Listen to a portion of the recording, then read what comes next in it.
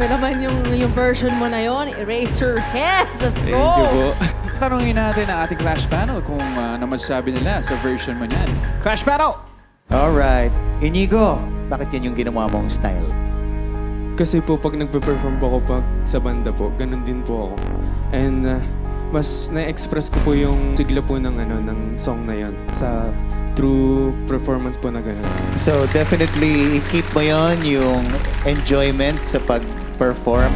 I think yung things to improve naman, minsan hindi ko alam kung rock ba yung isang stanza and then nagiging R&B yung isang stanza and then nagiging, so parang may times lang na parang nako-confuse ako ng konti.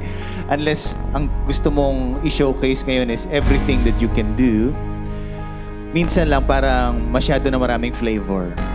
Kasi minsan medyo nagpa-flat ka na doon sa iba. So very, very careful ka doon ha. And yung be very careful with the breathing din. Kasi alam ko na mahirap talaga kumanta ng fast song. Alam ko yan, mahirap. Thank you for giving us so much fun sa performance. Thank you po. Thank you. Hello, Inigo! Hello po. Hi! Nag-enjoy ako sa performance mo. Thank you po. Kasi upbeat siya. Ang daming napapasayaw dito sa studio. So, nagustuhan ko yung rendition mo. Thank you po. Alright, congrats! Thank you po.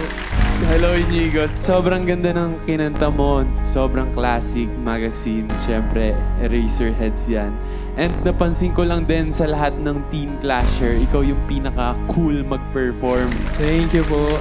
Pero, nag-agree ako dun sa comment ni Kuya Christian na kailangan mag-stick ka kung ano ba talaga yung style na ipapakita mo sa amin para mas malaman namin kung sino ka ba talaga at kung ano ba talaga yung kaya mo pang ibigay sa amin.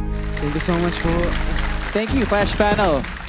Okay, mapapakinggan na natin si Violet sa pagbabalik ng The Clash Teens. Isa, laban sa lahat!